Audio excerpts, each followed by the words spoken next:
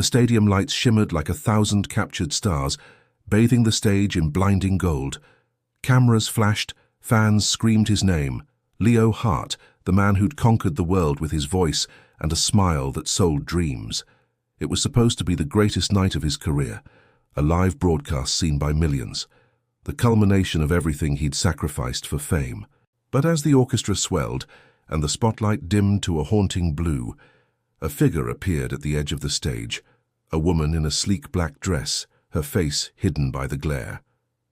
For a heartbeat, Leo froze, his guitar slipping slightly in his grasp. The crowd cheered, thinking it was part of the show. He knew better, because he recognized the way she moved, the way time itself seemed to bend around her.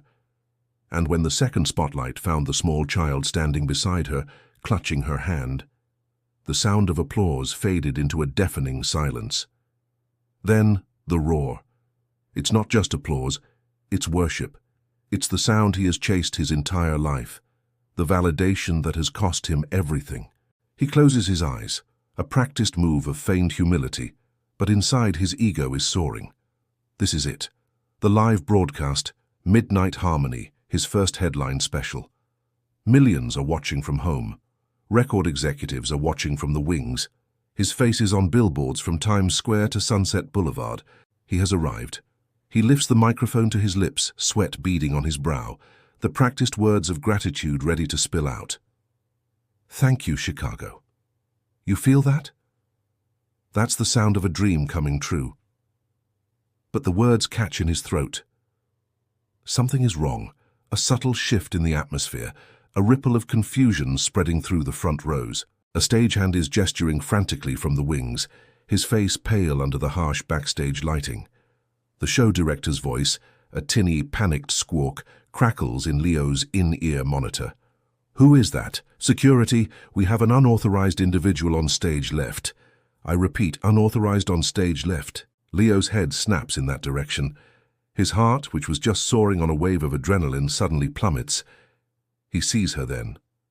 A woman, walking out of the shadows and into the stark beam of a single spotlight that seems to have found her by some divine or perhaps infernal accident. She isn't running, she isn't shouting. She walks with a serene, almost unnerving calm. She's dressed in a simple, elegant dark dress that seems to absorb the chaotic light around her. Her face, it's a ghost from a life he had buried under a mountain of platinum records and hollow interviews. Older, yes. The soft lines of youth have been sharpened into a quiet, breathtaking strength. But the eyes, those are the same deep, soulful brown that used to look at him like he was the only man in the world. Maya. His blood turns to ice water in his veins. The roar of the crowd fades into a dull, distant hum, replaced by the frantic pounding of his own heart. How? Why now? The crowd murmurs, a confused, rustling sound. They don't know who she is. To them, she's just an interruption, a strange technical glitch in the flawless production. Some think it's part of the show, a planned surprise duet. But Leo knows better. This is not part of the show. This is the demolition. He can't breathe. The air, thick with smoke and perfume and electricity, feels like it's being vacuumed from his lungs. His mind scrambles, trying to formulate a plan, a lie, a way to control this narrative before it consumes him. He opens his mouth to speak, to call for security, to say something, but no sound comes out. And then he sees it. As Maya steps fully into the light, he sees that she is not alone. A small hand is clutching hers. A little girl, no older than 6 or 7, with a cascade of dark, curly hair and a serious, watchful expression. She isn't crying or scared. She just stands there, anchored to the woman, her eyes scanning the vast, dark expanse of the audience before finally settling on him, on Leo. And in that moment, the entire world collapses. The 20,000 people, the millions watching at home, the record executives, the fame, the fortune, it all vanishes. There is only the stage, the three of them, and the devastating, undeniable truth reflected in the child's face, in her eyes. They are his eyes, a perfect, shattering mirror of his own. This isn't just a ghost from his past. This is his biggest secret, walking toward him in the unforgiving glare of a national broadcast, and he has nowhere left to run. The smell of turpentine and cheap coffee, that's the scent that defined their world. It clung to the worn fabric of the sofa, to the threads of their clothes, to the very air in their tiny fourth-floor walk-up apartment. The rent was always late, and the radiator clanged like a trapped ghost, but it was theirs. The walls were a testament to their shared life, a chaotic collage of dreams. On one side, Maya's unfinished canvases were stacked, vibrant explosions of color and emotion that seemed too big for the cramped space. On the other, lyrics were scribbled on napkins and torn scraps of paper, taped to the peeling paint, Leo's fragmented melodies and desperate poetry. This was before the billboards, before the roar of the crowd was anything more than the rumble of the subway a block away. Here the only audience was Maya. She would sit on the lumpy sofa, a smudge of cobalt blue on her cheek, and listen as he played. His fingers, calloused and sure, would dance across the fretboard of his beat-up acoustic guitar, a gift from his late father. He'd sing his songs to her, his voice still raw, unpolished, but filled with a hunger that was both terrifying and intoxicating. And she would listen with an intensity that made him feel like he was already playing to a sold-out stadium. She believed in him with a ferocity that often surpassed his own. "That one, Leo, that one's a hit," she'd say, her voice soft but certain, pointing a paint-stained finger at a lyric about chasing city lights. "I can hear it. I can hear thousands of people singing it back to you." He would just laugh, shake his head, and pull her close, burying his face in her hair that always smelled faintly of lavender and linseed oil. In those moments, with her in his arms and the city humming a lullaby outside their grimy window, fame felt like a distant, abstract concept. Her belief was the only validation he needed. Her love was the only home he craved. Their life was a tapestry woven with struggle and beauty. They'd share a single slice of pizza, making a ceremony of it, debating who got the last bite. They would spend hours in the park, not talking, just watching the world go by. Her head on his shoulder, his arm a secure weight around her. He'd watch her paint, mesmerized by the way she could translate the chaos of their lives into something so beautiful, so coherent. She saw the world in colors and textures he could only describe in metaphors. He wrote songs about the amber light that caught in her hair, about the quiet strength in her hands, about the way she could find hope in the cracks of a city sidewalk. She was his muse, his anchor, his entire world, but the hunger was always there, a low, persistent hum beneath the surface of their love. He'd work grueling shifts as a bartender, his hands smelling of stale beer and lime, his ears ringing from the terrible cover bands he was forced to listen to. He'd come home in the dead of night, exhausted and bitter, and see the stack of rejection letters from record labels on their small kitchen table. Each one was a small death, a chipping away at the fragile hope he carried. Maya would be there, waiting up for him with a warm cup of tea and a belief that never wavered. "They're lost," she'd whisper, tracing the tired lines on his face. "They're just not ready for you yet." Then came the evening that changed everything. It was raining, a relentless autumn downpour that made the city feel like it was weeping. He'd just finished a particularly brutal open mic night where the sound system had failed, and he'd been heckled by a table of drunk college students. He walked in, soaked and defeated, ready to declare it all a pointless charade. But Maya was standing in the middle of the room, her back to him. There was a strange stillness about her. On the table, next to a wilting bouquet of daisies he'd bought her with his tip money, was a small white stick.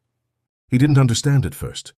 And then he saw her turn, and the look on her face was a terrifying, brilliant mixture of fear and pure, unadulterated joy. She was holding her hand over her stomach, and tears were streaming down her face, mixing with the raindrops still glistening in her hair. "Leo," she whispered, her voice trembling, "we're going to have a baby." In that moment, the future he had been so desperately chasing suddenly fractured, splitting into two separate, irreconcilable paths. The letter arrived on a Tuesday, unassuming and cruel in its simplicity. It was tucked between a final notice for the electric bill and a coupon booklet for a new pizza place. The envelope was thick, creamy cardstock, and the return address made Leo's breath catch in his throat. Sterling Records. It was the big one, the one every aspiring musician in the city dreamed of, the label that had launched legends. He had sent them a demo tape 6 months ago, a desperate last-ditch effort, and had long since given up hope. His hands trembled as he tore it open, his heart a frantic, hammering drum against his ribs. Maya was in the kitchen, humming softly as she made toast. The familiar scent of her presence, a comforting backdrop to the seismic shift that was about to occur. The letter was brief, professional and utterly life-altering. They'd heard his demo. They were impressed by the raw, authentic grit of his songwriting. They wanted to schedule a meeting. Not an audition, a meeting. The word hung in the air, shimmering with possibility. This was it. The door he had been pounding on for years was finally creaking open. He read the letter 3 times, the black ink blurring before his eyes. A wave of pure, unadulterated elation washed over him, so powerful it almost brought him to his knees. He wanted to shout, to run into the kitchen and swing Maya around, to tell her that her faith had finally been rewarded, that their struggles were over. But as he stood there, the letter clutched in his hand, a cold, creeping dread began to snake its way around his joy. He looked around their small apartment, at her paintings, at the tiny pair of knitted baby booties a neighbor had given them, at the list of potential baby names they'd been happily debating. A baby. The reality of it, which had been a source of nervous excitement, now felt like an anchor, heavy and real. The industry didn't want fathers. It wanted rebels. It wanted tortured, solitary artists who were free to tour for months on end, to live a life of reckless abandon that sold records and filled gossip columns. It wanted the man in his songs, not the man who was about to be a dad. The meeting took place in a glass and steel tower that seemed to scrape the sky. The office of Alastair Finch, the legendary producer, was a sterile, minimalist space overlooking the entire city. Finch was a shark in a $1,000 suit, with eyes that saw not an artist but a product. He praised Leo's music, his voice, his look. He spoke of tours, albums, and a future dripping with fame and fortune. Leo felt dizzy, intoxicated by the vision Finch was painting. It was everything he had ever wanted, laid out before him like a feast. Then came the price. "We need to craft a narrative, Leo," Finch said, leaning back in his leather chair, his fingers steepled. The lone wolf. The heartbroken troubadour who's married to his music. It's relatable. It's marketable. It sells. He paused, his gaze sharp and unwavering. Attachments. They complicate the brand. A girlfriend, a family. It grounds you, and we want you to fly. We're prepared to offer you a 6-figure advance and a 5-album deal. But it requires your full, undivided commitment. We need to know that nothing will stand in your way. He didn't say her name. He didn't have to. The implication was as clear and as cold as the glass wall behind him. Leave her. He walked home in a daze, the city lights blurring into long watercolor streaks. The contract, a thick sheaf of papers promising him the world, felt like a block of ice in his briefcase. Every step he took toward the apartment felt heavier than the last. He was walking toward Maya, toward their unborn child, toward the life they had been building, and he knew he was about to become a wrecking ball. The conflict raged inside him, a war between 2 non-negotiable futures. The dream he had nurtured since he was a boy, the dream that Maya had so selflessly supported, was now demanding her sacrifice. When he opened the door to their apartment, the warm, familiar smell of home felt like a judgment. Maya was there, her face lit with an expectant smile, an ultrasound picture held in her hand. "Look, Leo," she said, her eyes shining. "You can see the heartbeat." And in that moment, seeing the tiny, flickering pulse of a life he was already betraying, he felt his own heart break in 2. The silence in the apartment was a suffocating blanket. For days after the meeting, Leo moved like a ghost through their shared space, the unsigned contract a malevolent presence in his briefcase. The words of Alastair Finch echoed in his mind, a constant seductive whisper, undivided commitment. Nothing will stand in your way. He would look at Maya, see the gentle curve of her belly starting to show, and a wave of nausea would roll over him. It was a visceral, sickening mix of love, guilt, and the terrifying, bitter tang of resentment. He started to see her not as the love of his life, but as an obstacle. The beautiful, vibrant paintings on the walls now seemed to mock him, their colors too bright, too hopeful for the darkness gathering in his soul. He tried to justify it to himself in the dead of night, while Maya slept peacefully beside him. This wasn't just for him. He'd lie to the ceiling. It was for them. He would get famous, make money, and then he could provide for her, for the baby, in a way he never could now. He could give them a life free from late rent and shared pizza slices. It was a flimsy, pathetic lie, and he knew it. The contract wasn't about providing for a family, it was about erasing one. The lone wolf narrative had no room for a pregnant girlfriend in a fourth-floor walk-up. The choice wasn't between poverty and wealth, it was between her and the dream. The final conversation happened on a Sunday. The city was quiet, bathed in the soft, forgiving light of late afternoon. Maya was sketching in her notebook, humming a melody he had been working on. She looked up at him as he walked into the room, her smile warm and unsuspecting. "What's wrong, Leo?" she asked, her brow furrowing with concern. "You've been a million miles away all week." That was his opening. He took a deep breath, the air feeling thin and sharp in his lungs, and began the speech he had been rehearsing in his head. It was a masterpiece of cowardly self-deception. "I can't do this, Maya," he started, his voice a strained, unfamiliar sound.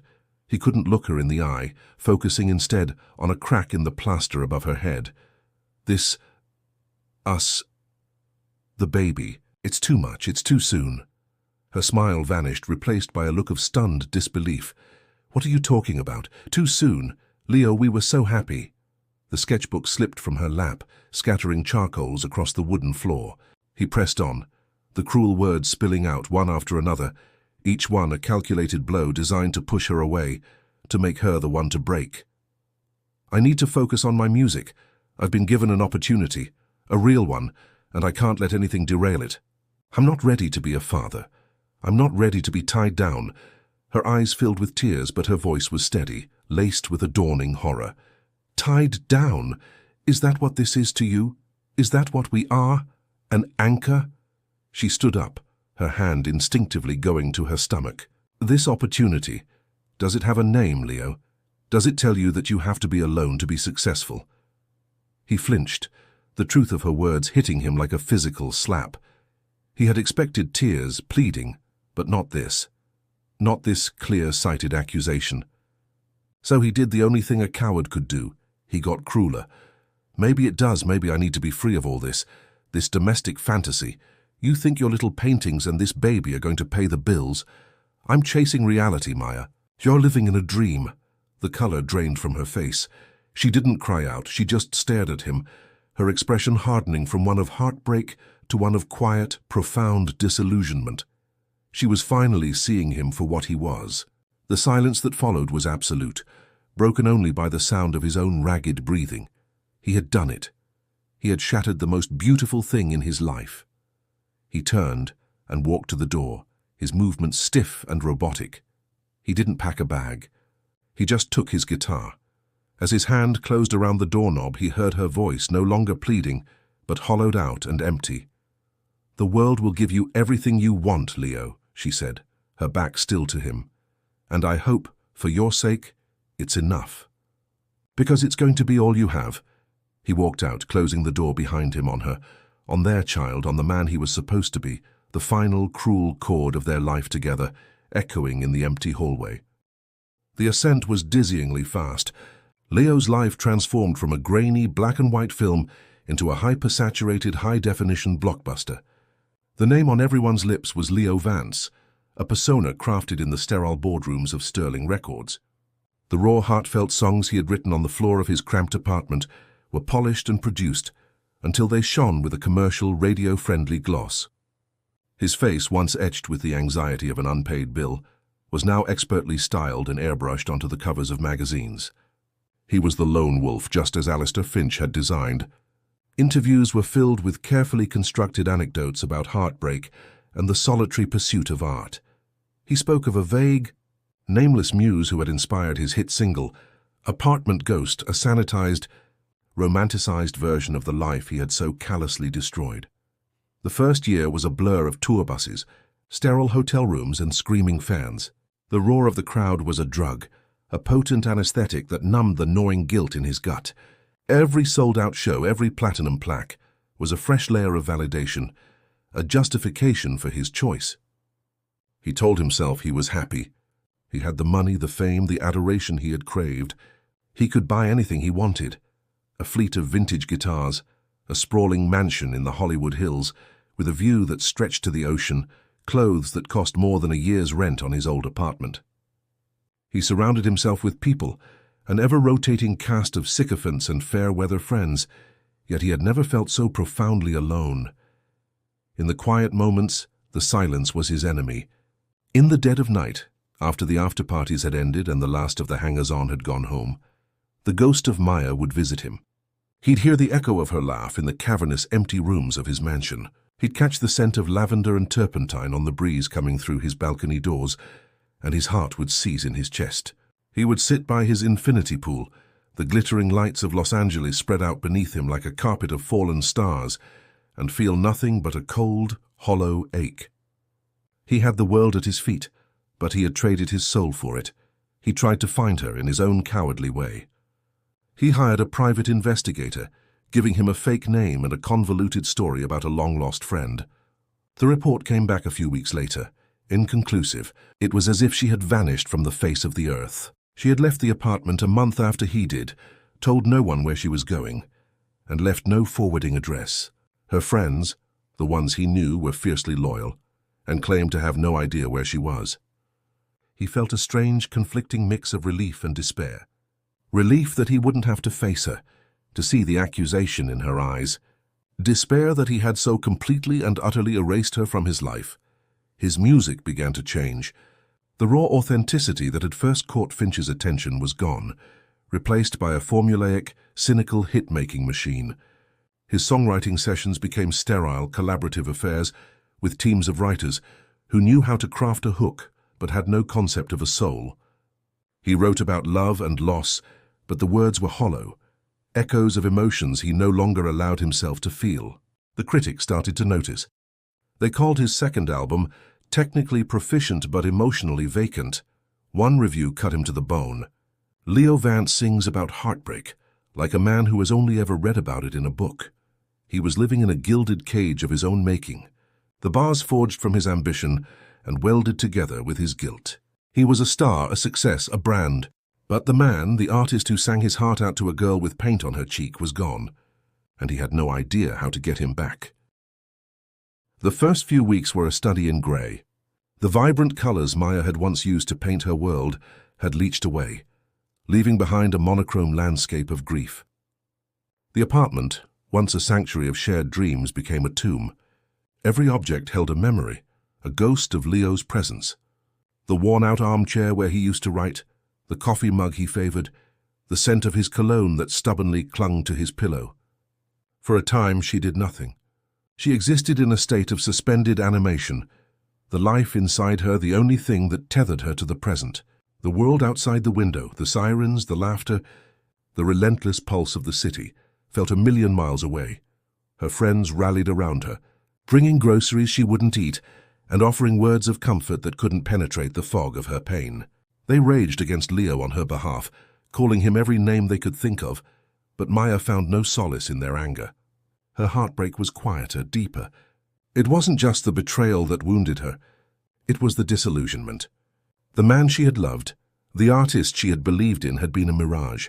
He had chosen a caricature of fame over the tangible, breathing reality of a family. He had not just left her, he had erased them. The turning point came not as a sudden epiphany, but as a tiny, fluttering movement inside her, a small insistent kick against her hand as she lay curled on the sofa one afternoon. It was a message from a future she hadn't yet dared to imagine, a life that was demanding to be lived. In that moment, something shifted.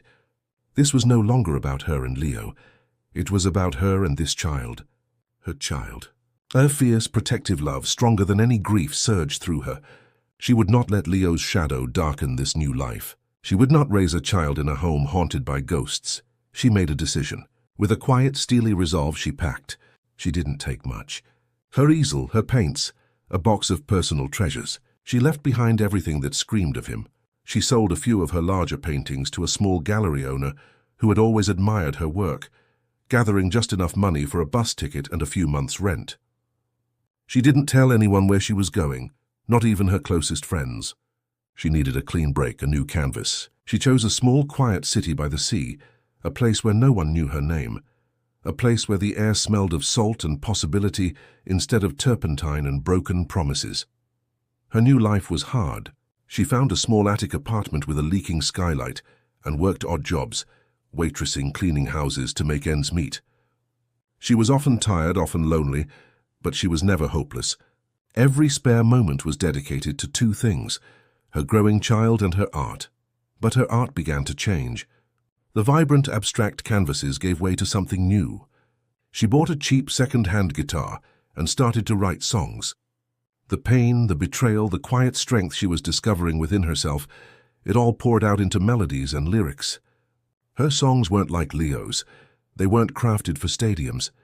They were intimate, raw, and painfully honest. They were stories of survival. When her daughter was born, she named her Lily. She was a beautiful, perfect creation, with a wild mane of dark hair and eyes that held a startling wisdom. Looking at her daughter's face, Maya felt a love so profound it healed the broken pieces of her own heart. Lily became her entire world, her muse, her reason.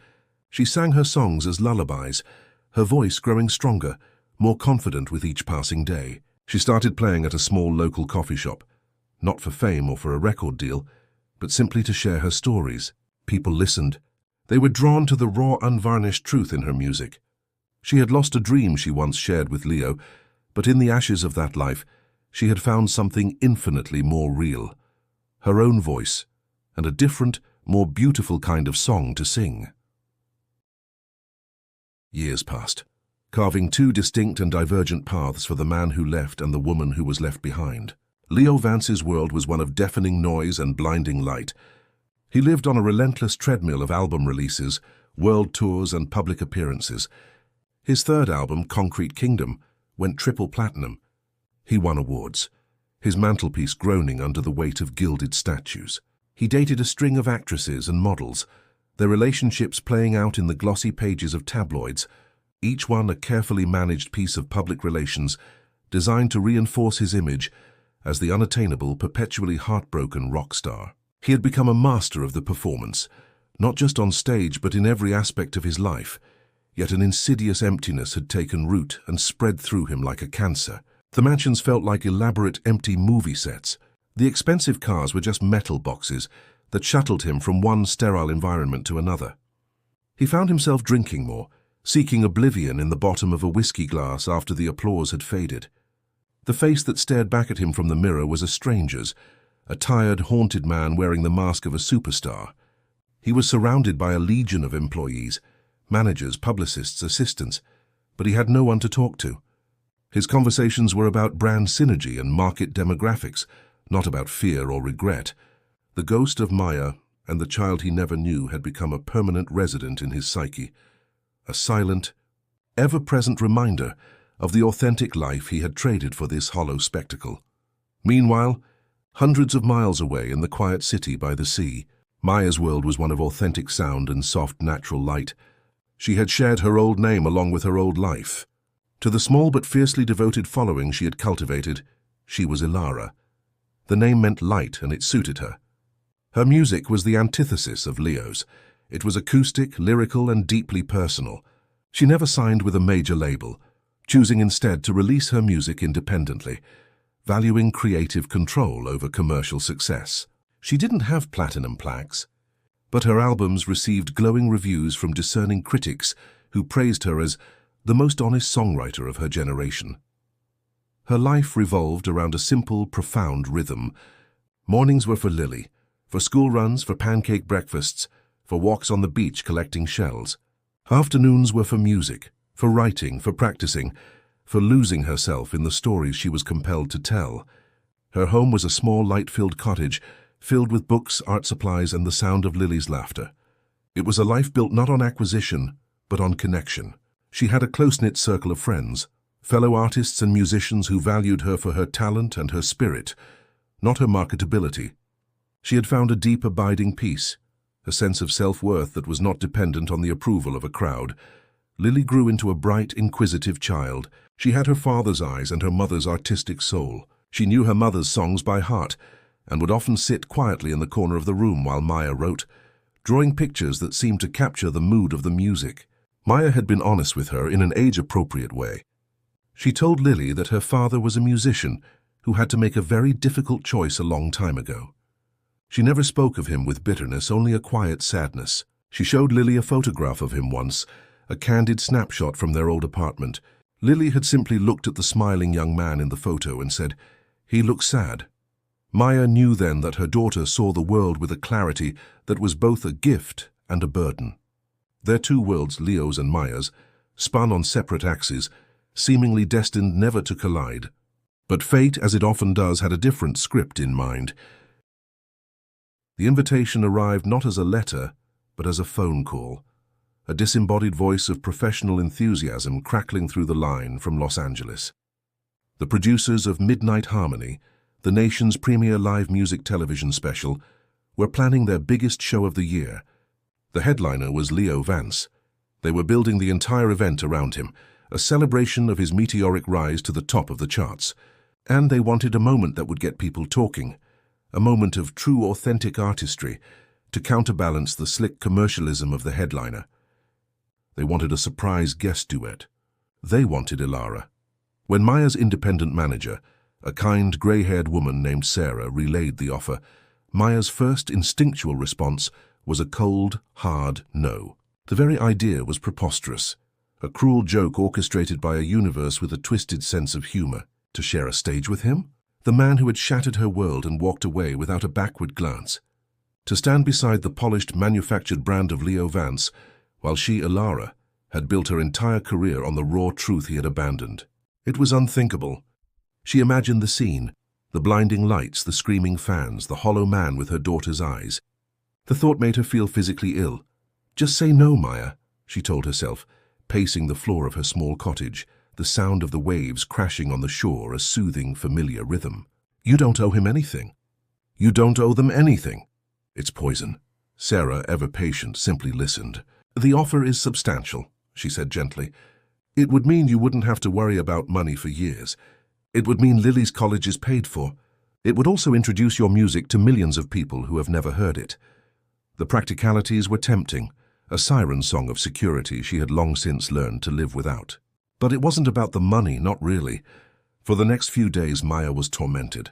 She would watch Lily sleeping, her face so peaceful and innocent, and a storm of conflicting emotions would rage within her. Part of her wanted to protect Lily from the chaos that Leo represented, to keep their quiet, beautiful world sealed off from his toxic fame.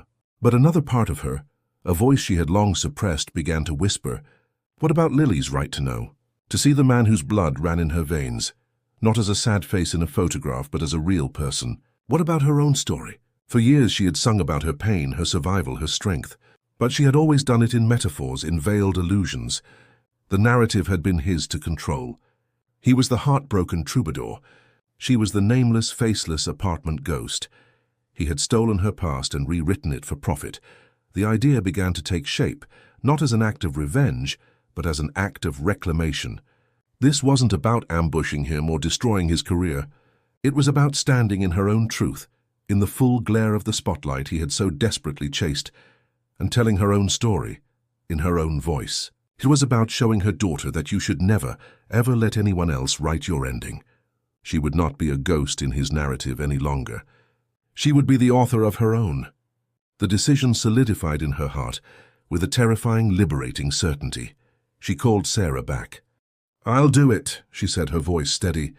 "But I have conditions. It has to be a complete surprise to him. No rehearsal together. No contact beforehand. And I choose the song." Sarah was silent for a moment, understanding the gravity of what Maya was proposing. "All right," she said finally. "What song will you be singing?" Maya looked out the window at her daughter, who was chasing seagulls on the beach, her laughter carrying on the wind. "It's a new one," Maya replied, a quiet strength resonating in her voice. "It's called A Mirror for a Stranger." The backstage area of the arena was a labyrinth of controlled chaos. Roadies in black t-shirts shouted into headsets, cables snaked across the floor like thick, dormant pythons, and the air hummed with a nervous, high-voltage energy. In dressing room A, the Star Suite, Leo Vance was holding court. The room was opulent and impersonal, filled with catered food he wouldn't eat, bottles of champagne he wouldn't drink, and a rotating cast of publicists and label executives, all smiling, all nodding, all telling him how incredible he was. He was in full costume, the tight black jeans, the perfectly distressed leather jacket, the carefully tousled hair. He was playing the part of the rock star, laughing at jokes that weren't funny and accepting compliments with a practiced, weary grace. But beneath the performance, a familiar anxiety gnawed at him. These big televised shows always made him tense.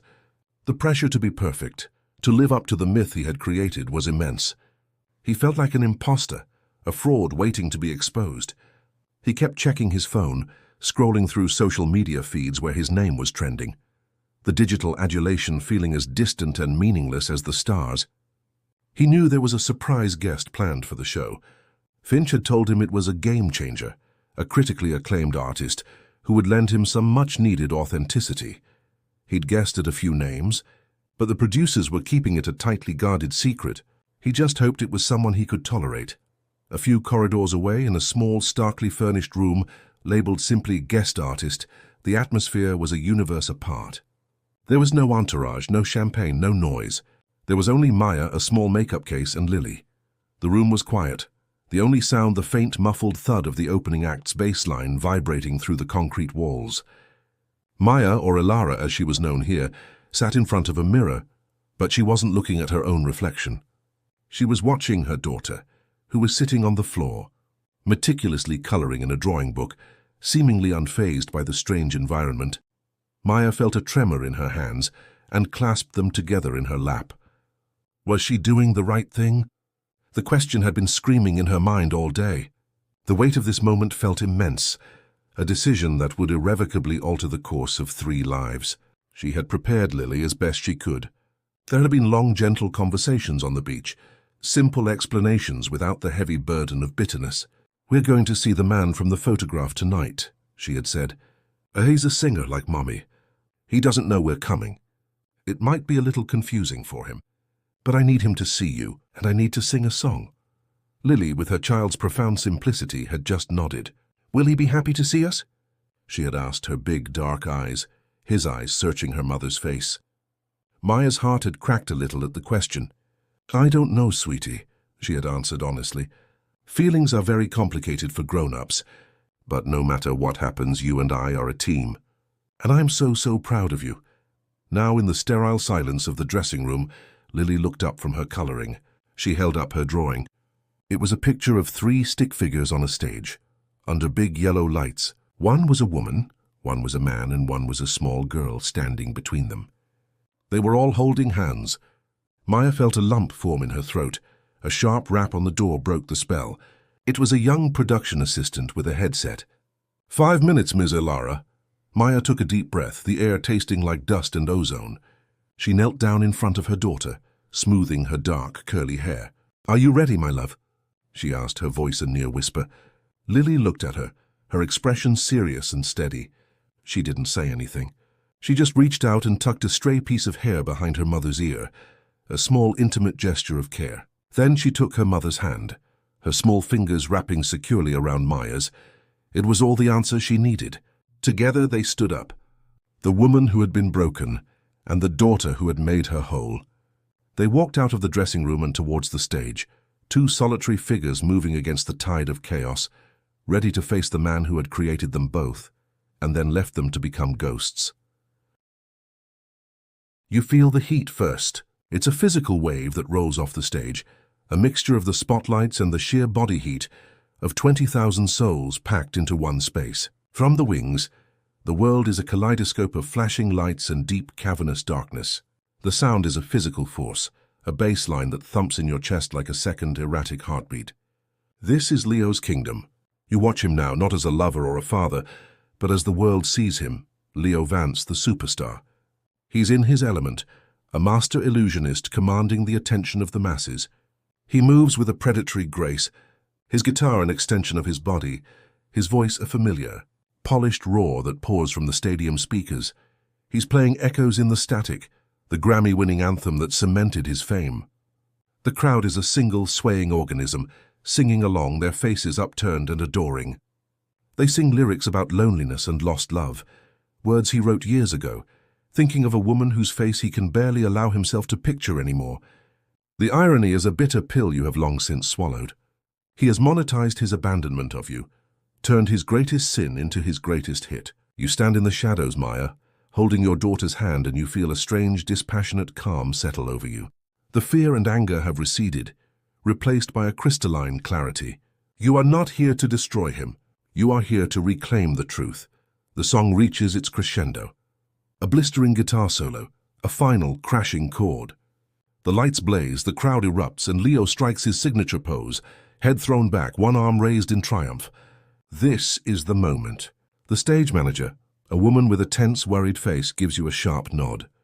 It's time. You take a step forward, out of the comforting darkness and into the periphery of the light. Lily's hand tightens in yours, her small anchor in this overwhelming sea of sound and fury. The first ripple of confusion spreads through the crowd as a single spotlight finds you, just as you knew it would. On stage, Leo is basking in the adulation. He's a god on his throne of sound, but you see the subtle shift. His smile falters. His eyes, squinting against the glare, try to make sense of the unexpected shape that has appeared in his sanctum. The confident posture slackens. He lowers his guitar, a question forming on his lips. His in-ear monitor is buzzing with the frantic, confused voices of the production crew. You keep walking, your pace measured and deliberate. You are not an intruder. You are an inevitability. Every step you take is a drumbeat, marking the end of one story and the beginning of another. The crowd's roar of approval is slowly morphing into a murmur of curiosity. Who is this woman? Is this part of the show? You can see the questions on their faces, their phones held aloft, recording, documenting this strange, unscripted moment. You ignore them. Your focus is singular. It is on the man in the center of the stage, the man whose empire is built on a foundation of lies. The man who is now staring at you, his face a mask of disbelief, the color draining from his tanned skin. The ghost from his most successful song has just walked out of the speakers and into his reality. You stop about 10 feet from him, Lily still by your side, her presence a silent, irrefutable testament. You can see the panic in his eyes, the frantic search for a script, for a way to control this. But there is no script. You have a microphone in your hand, you realize. A stagehand must have given it to you. You raise it to your lips, but you don't speak. You just look at him, and in that shared silent gaze, 20,000 people and millions more watching at home disappear. It is just the two of you again, back in the tiny apartment, the air thick with unspoken words and broken promises. But this time, the silence is not his to command. This time the silence is yours, and then you see it. His eyes drift downward, from your face to the small hand holding yours, and finally to the face of the little girl at your side. And in that instant, you watch the carefully constructed world of Leo Vance shatter into a million irreparable pieces. Recognition, shock, horror, and finally, a devastating, soul-crushing understanding. The show is over. The real performance is about to begin. The silence on stage is a vacuum, pulling all the air and noise from the arena. The crowd's confused murmur fades into an awed hush as they sense the gravity of this unscripted drama. For what feels like an eternity, no one moves. Leo stands frozen, his guitar hanging from its strap like a dead weight. His face is a canvas of warring emotions, the shock of seeing Maya, the dawning gut-wrenching horror as he truly sees the child beside her. It's a look of a man watching his life deconstruct in real time, under the glare of 1,000 lights. You can almost hear the frantic screaming in his in-ear monitor, the director losing his mind. But none of it matters. The world has shrunk to this one impossible moment. You, Maya, are the calm at the center of the hurricane. You lift the microphone, your hands steady. Your voice, when it comes, is not loud, not accusatory, but clear and resonant, cutting through the thick, tense air. "Hello, Leo," you say. The words are simple, but they land like a physical blow. The entire arena hears it. The millions at home hear it. It's intimate and public, a quiet greeting that carries the weight of years of silence. He flinches, his name on your lips a sound he hasn't heard in nearly a decade. He opens his mouth, but only a dry, rasping sound emerges. He looks from you to Lily and back again, his mind visibly failing to process the reality before him. "They told me you were headlining tonight," you continue, your voice even, melodic. "They said they wanted a surprise. I hope you're surprised. A faint, bitter irony touches your words. You turn slightly, a gesture that brings Lily a half-step forward, more fully into the light. You don't have to say a word. The resemblance is undeniable, a genetic truth that no lie can conceal. Her dark curly hair, the shape of her mouth, and most of all her eyes. They are his eyes staring back at him from the face of a stranger. A collective gasp ripples through the front rows as people start to connect the dots. The murmur in the crowd begins to swell again, but now it's laced with speculation, with shock. You turn your attention to the silent orchestra behind the stage. The song is A Mirror for a Stranger, you announce, your voice gaining strength. Key of a minor. The conductor, utterly bewildered but a professional to his core, taps his baton and gives the cue. A lone, haunting piano melody begins to fill the silence. It's a song no one has ever heard before. It's the song you wrote for this very moment. And you begin to sing. Your voice is not the polished, auto-tuned product of a studio. It is pure, raw, and infused with the pain and strength of a survivor. The lyrics are a story, a quiet, devastating narrative of a fourth-floor apartment, of promises made in the dark, of a man who chose a photograph in a magazine over the beating heart in an ultrasound. You built yourself a kingdom on a foundation of ghosts, a king of lonely echoes and comfortable coasts. And you sing about a girl you left in the rain, but you never sing the truth, and you never sing her name. With every line, you strip away another layer of his carefully constructed facade. You are not shouting. You are testifying. You are singing the truth he turned into a lie. Leo just stands there, paralyzed, as your words wash over him, a public exorcism of his private sins. He looks like a man drowning on dry land, his billion-dollar image crumbling to dust around him. And then the final heartbreaking verse. You take Lily's hand, and you sing the last lines directly to him, your eyes locking with his. So here's a little secret that your records never sold, a story worth much more than silver and gold. She has your wild hair, and she has your restless soul, and you're looking in a mirror at a stranger, growing old. As the last note of the piano hangs in the air, you do the one thing he never could. You gently guide Lily forward one more step, and you whisper into the microphone, the sound carrying to every corner of the globe. Leo, you say, your voice cracking with a decade of suppressed emotion. This is your daughter. Her name is Lily. The silence that follows is the loudest sound he has ever heard. That is the sound of his world ending. And in the eyes of his daughter, he sees not anger, not sadness, but a simple, devastating curiosity. The look a child gives a stranger they were hoping to know. The aftermath is instantaneous and absolute. For a single, frozen second after Maya speaks those final words, the world holds its breath. Then chaos erupts. The sharp, blinding flashes of 100 cameras from the press pit create a strobe-like effect, capturing Leo's ashen, broken face in a series of fractured, tormented images. The crowd is a roaring, confused beast, the sound of 20,000 people all talking at once.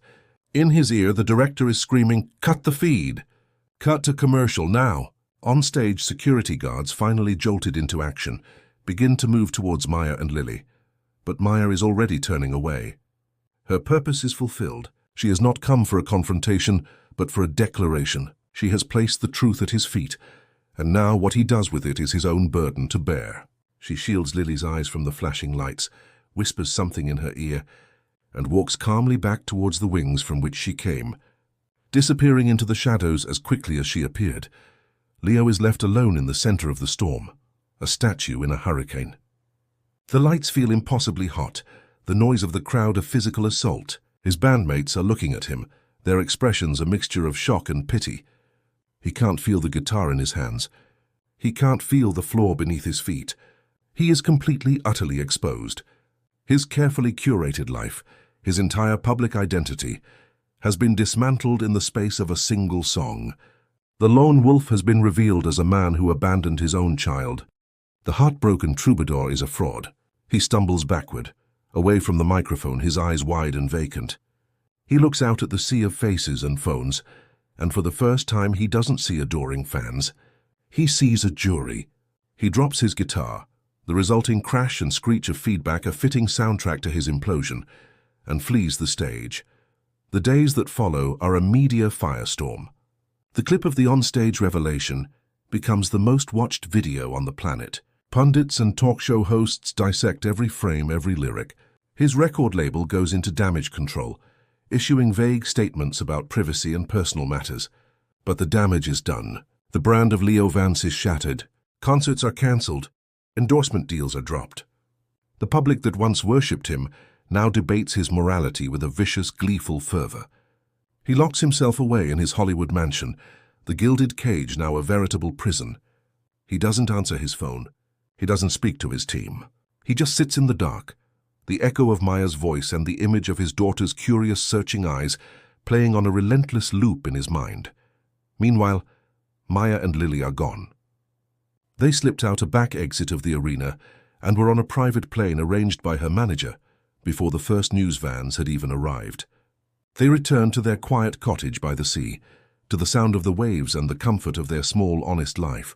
Maya doesn't read the articles or watch the news. She has no interest in the public crucifixion of Leo. Her act was not for them. It was for her and for Lily. She has reclaimed her story. She has given her daughter the truth. Her work is done. A week later, a car pulls up to her cottage. It's not a sleek black town car, but a simple, unremarkable rental. Leo gets out. He looks smaller. The rock star swagger is gone, replaced by the hesitant, uncertain posture of a broken man. He is alone. No publicists, no security. He walks to her door and stands there for a long time before finally, hesitantly raising his hand to knock. Maya, who had been watching from the window, opens the door before his knuckles can touch the wood. They stand there, separated by a decade of pain and silence. There are no cameras, no crowds, just the two of them and the sound of the ocean. "Maya," he says, his voice hoarse, broken, Can I meet my daughter?" The future is a blank page, an unwritten melody. There is no easy forgiveness here, no simple happy ending. But in the quiet, fragile space between them, for the first time in a long time, there is a possibility, a chance to move past the echoes in the static, and perhaps to finally write a new song,